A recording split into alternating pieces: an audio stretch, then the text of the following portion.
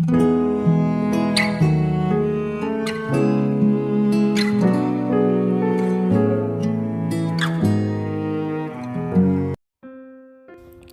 saudara yang kasih Tuhan Yesus, selamat malam dan salam sejahtera bagi saudara semua. Saya menyapa kembali bagi saudara yang ada di Indonesia, dari Sabang sampai Merauke, Bayan di kota maupun di desa, sampai di seluruh pelosok tanah air, dan saudara semua di Malaysia, di Kamboja, Singapura, di Amerika Serikat.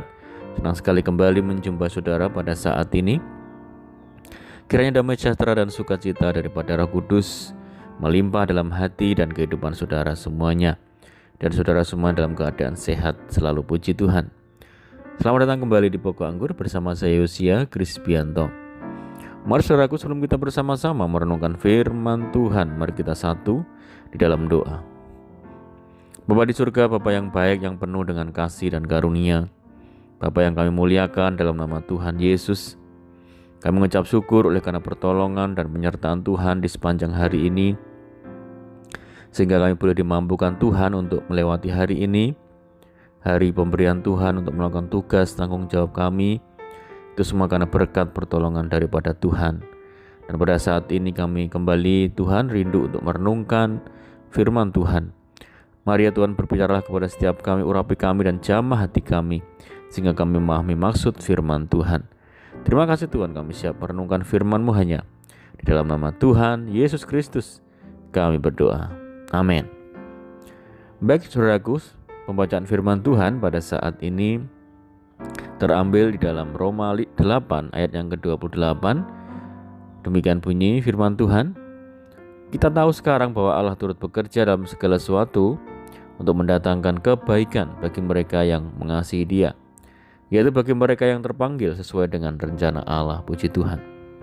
Saudara yang dikasihi Tuhan Yesus, Allah tidak tinggal diam setelah menciptakan segala sesuatunya.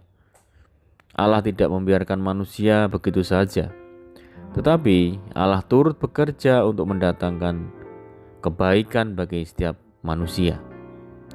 Pertanyaannya adalah, di bagian mana sajakah Allah turut bekerja bagi kita? Allah turut bekerja dalam segala sesuatu, saudara.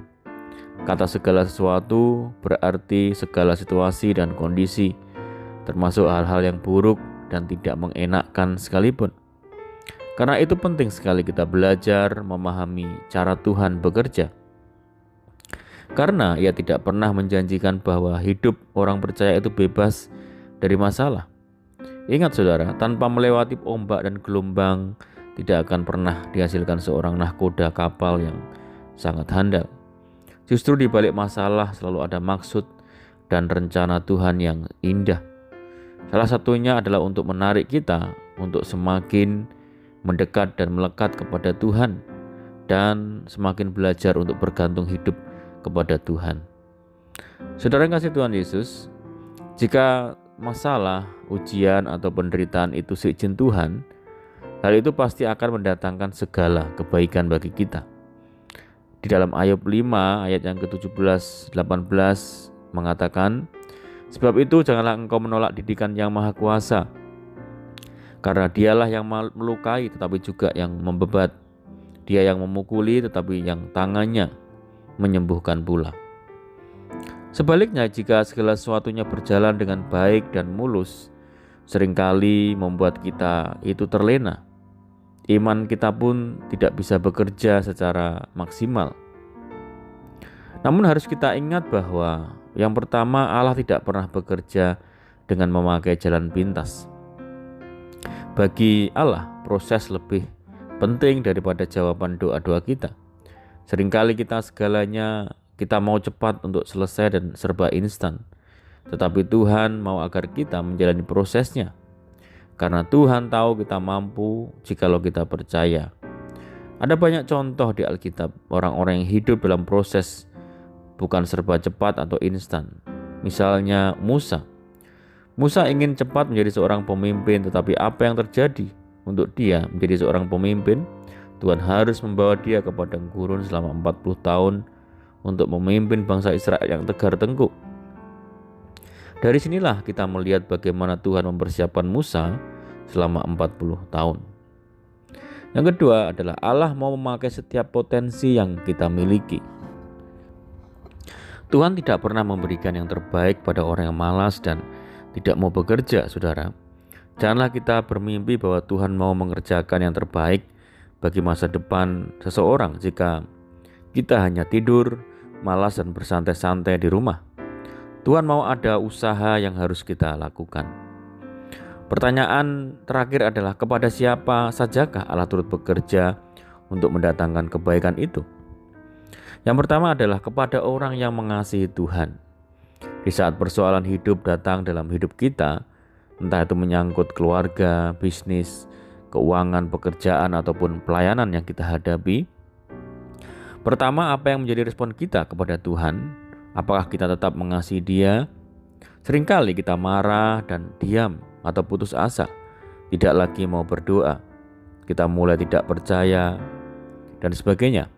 Disinilah kita dilihat, apakah kita tetap setia dan percaya bahwa Tuhan tidak pernah meninggalkan kita di saat semuanya diizinkan terjadi dalam hidup kita. Yang kedua adalah kepada orang yang terpanggil sesuai dengan rencananya.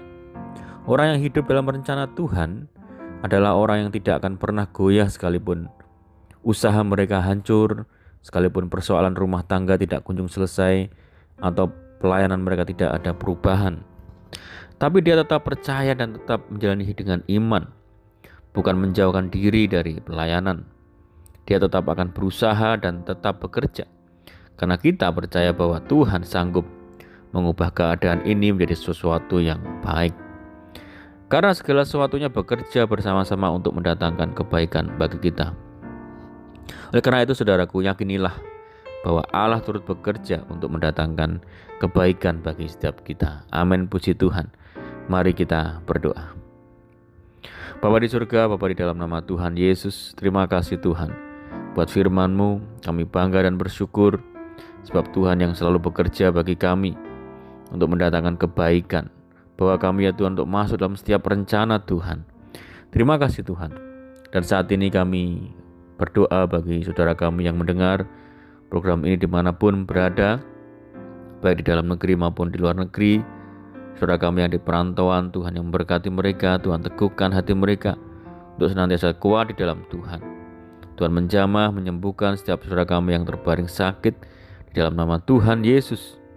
Tuhan memberkati saudara kami semua dalam rumah tangga, keluarga, pekerjaan, bisnis, pendidikan. Mohon penyertaan Tuhan dan penjagaan Tuhan saat malam hari ini. Pimpin kami dan tuntun kami ya Tuhan, supaya kami dapat berjalan dalam segala terang firman-Mu. Berdoa bagi saudara kami yang terikat oleh kuasa kutuk dosa, dibebaskan, dilepaskan di dalam nama Tuhan Yesus. Tuhan berikan penghiburan bagi setiap saudara kami yang menderita, berikan kekuatan bagi setiap kami yang lemah dan putus asa. Berdoa bagi daerah kami, kota kami, desa kami, dan negara kami Indonesia. Tuhan yang memulihkan, Tuhan yang memberkati negara kami. Terima kasih Tuhan, ini doa kami hanya di dalam nama Tuhan Yesus kami berdoa. Amin. Puji Tuhan, saudara, kita sudah mendengarkan firman Tuhan.